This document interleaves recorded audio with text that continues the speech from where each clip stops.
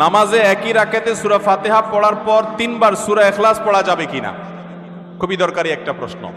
সূরা ইখলাস কোরআনের এমন একটা সূরা, যেই সূরা শুধুমাত্র আমাদের আল্লাহর কথা বলা আছে। এই সূরাতে অন্য কোনো সাবজেক্ট নাই। এই সূরায় শুধু কার আলোচনা আছে? এরকম আরেকটা সূরা কোরআনে নাই যে সূরার শুরু থেকে শেষ পর্যন্ত শুধু আল্লাহর গুণগান আছে, আল্লাহর বৈশিষ্ট্যের কথা আছে, আল্লাহর একত্ববাদের কথা আছে, অন্য কোনো সাবজেক্টই নেই। এটা সাবজেক্টই শুধু আল্লাহ তাআলা। এই জন্য এক সাহাবী এই সূরাকে খুব ভালোবাসতেন।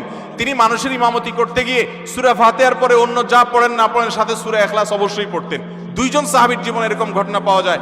একজন সম্ভবত মসজিদে কুবার বা এরকম কোন মসজিদের ইমাম ছিলেন, আরেকজন জিহাদের ময়দানে এই কাজ করতেন।